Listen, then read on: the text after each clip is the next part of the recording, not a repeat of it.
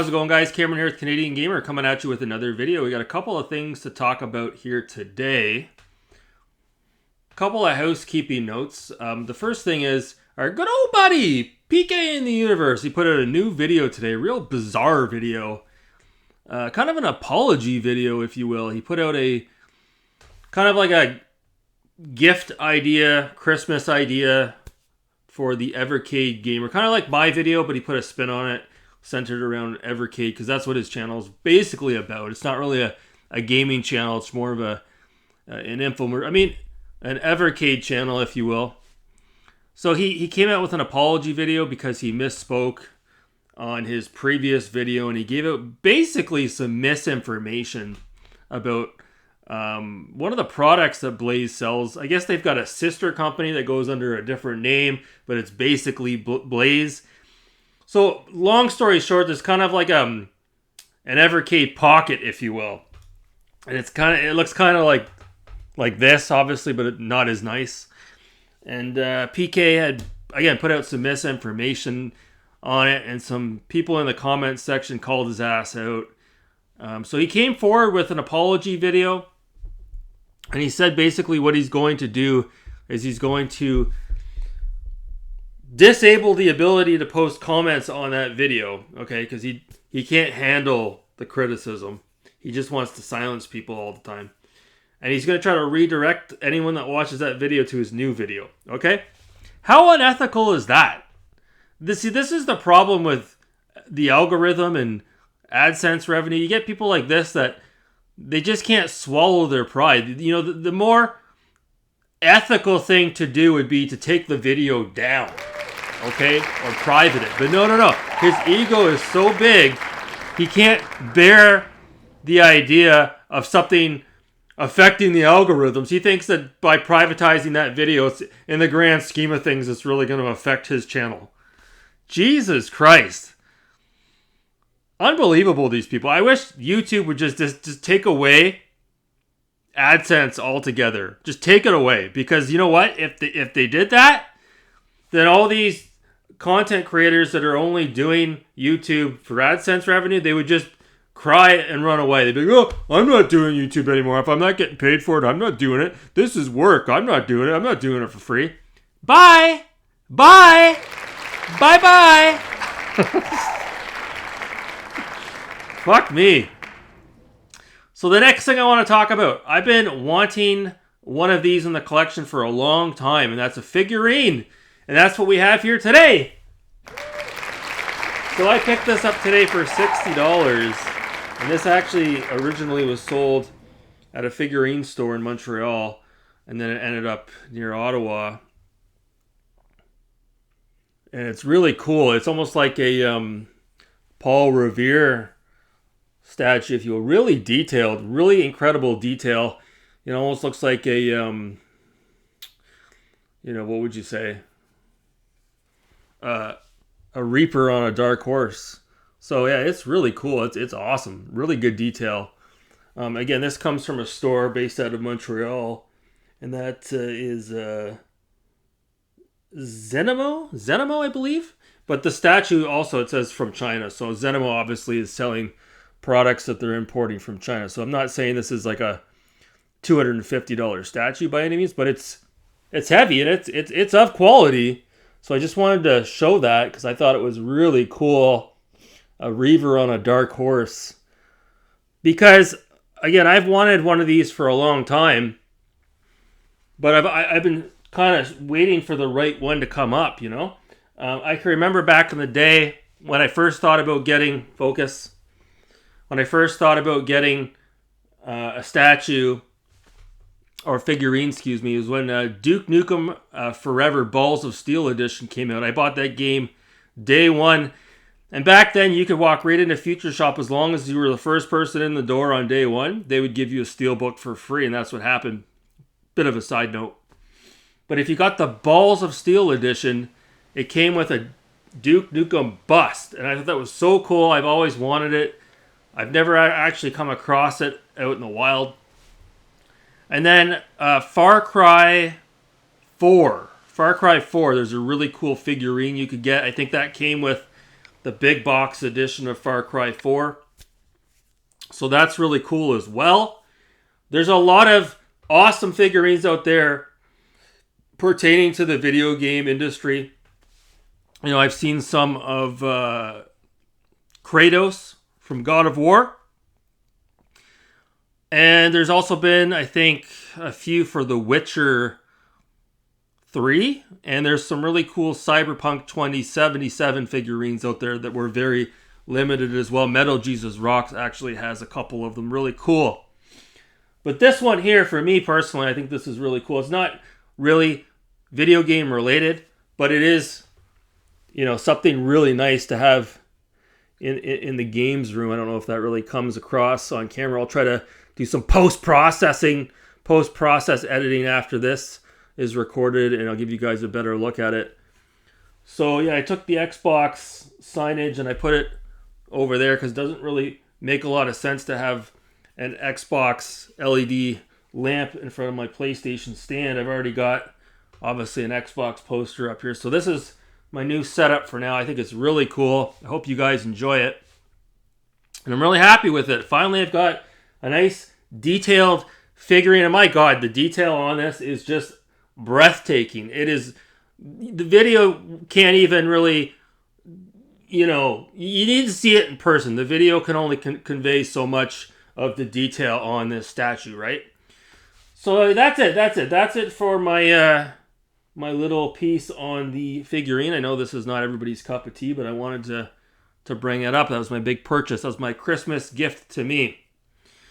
So the next thing, I really want to just talk about this briefly, but purging the collection. I've talked about it before on the channel, and I did it again today. Every couple of months, I try to purge games that I'm not playing, or maybe I don't think I'm going to play again, or in this case, games that I feel could benefit from a remastered upgrade because the games are really cheap right now for PS4 and Xbox One. So today, I took several games out of the collection. I took out LA Noire. There's a little bit of an asterisk next to that. I kept the case because what I'm going to do is the remastered version of LA Noire, which came out on the PS4 and the Xbox One, has all the DLC, all on one disc, Blu-ray. I believe it's 60 frames per second, 4K resolution. But the original Xbox 360 version, it's got like a bigger manual and the maps and everything, and the box art looks nicer. It looks nicer. So I'm gonna take the disc out of the remastered case and I'm gonna put it in the original LA Noire case for the Xbox 360. So that one there is being replaced.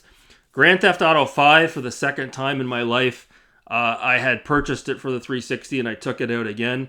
If and when I purchase that game, and again, it'll be the brand new version that came out a year or two ago for the Xbox One and the PS5 and Xbox Series console. Getting that mixed up. Yes, there's a brand new version of GTA 5 that came out not that long ago, and that's the version to have. So I'm going to get that. What else did I take out? Man, I took out a couple of things. I'm trying to see here. I took out like 3 or 4 games because I'm going to, like I said, I'm going to get better versions of them. Another one was the survival horror game. I'm trying to see with my eyes here. The Evil Within. So that's another one I can get for like $10 at the pawn shop for the Xbox One, and it looks so much better on the Xbox One than it did on the 360. So that one is going to get replaced as well. I had 3 copies of Skyrim lying around. I had a PS3 version, Xbox 360, and I recently repurchased it for the Xbox One. So I took the Xbox One disc and I put it in the Steelbook from the 360 PS3 collection. And I took the 360 disc and the PS3 disc. And that is no more. Those are gone. I don't need to be hoarding. I had Star Wars KOTOR for the original Xbox, which I will never play, so I got rid of that. And Tales of Vesperia for the Xbox 360. When I purchased it, I found it at the thrift store. I thought maybe it would be a game that might go up in value, an RPG. Not one you see too often, but it got a re-release on the modern consoles. So, again, never going to play that game, so I got rid of it. There's still a few other games I'm looking at. I might get rid of Mass Effect Andromeda. Is that how you say it? I've never played it. I purchased it for a couple of bucks a couple of years ago. Still haven't touched it, so I might get rid of that. Because in this lifetime, I probably will never play it. So that's it. That's pretty much it. So I freed up some space. Oh, I got rid of God of War 3 for the PS3. I got rid of that because I got it remastered for the PS4. And then I took the PS4 disc and I put it in a red case, a red plastic case with the sleeve art, I think from the PS3, because it's nicer than the greatest hits sleeve art I had for the PS4. Now, what I want to do with my PS4 collection is I want to start collecting red cases, okay? I want to get rid of all the blue cases, Radical Reggie style, and I want to get all red cases. So I don't want to purchase games just to throw away the games to keep the cases, but if I have to, I will. But I'm going to see if I can somehow score a lot of online of red cases for the PS4, and I'm going to start upgrading the cases. Just something I want to do. Other than that, Alone in the Dark, the new Nightmare for the PS1, it keeps going up in price, up, $60, $70, $80. I'm going to pull the trigger on that the next time I'm out. I watched a video today of the best survival horror games for the PS2, and I did not know this, but there's a X-Files game that came out around 2004 for the PS2, and it's tank controls, fixed camera position. I'm not even a fan of X-Files, and it looks really good. It looks just like Resident Evil, the old school Resident Evil games. However, I looked it up online today, and it's super expensive. It's like $80, $90, $100. So that one's probably long gone, too far out of reach at this point. Cyberpunk 2077 Ultimate Edition came out recently. I'm going to wait till that goes on sale. Then I'm going to pick that up. I'm going to take the disc. I'm going to put it in the original case I have, because it's actually, the original case is nicer than the Ultimate Edition. The original case came with the postcards, the map, all the goodies, arguably a nicer box art. And then I'm going to throw the other case away. So that's another one that's going to get replaced, is Cyberpunk 2077. As far as picking up additional games is concerned, I've got Daymare Sandcastle that I want to pick up, Dead Space Extraction for the Wii, and Cruisin' for the Wii, and Outrunners for Sega Genesis. So those are the games on my hit list.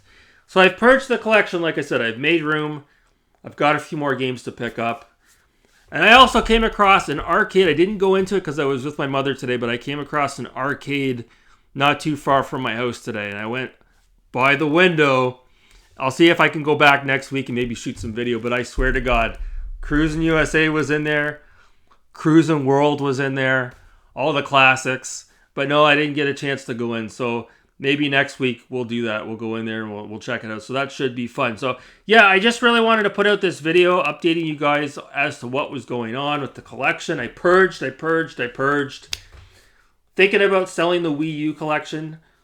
Having fun with the Wii, but as far as the Wii U is concerned, not really playing it. I could see myself selling it as a bundle.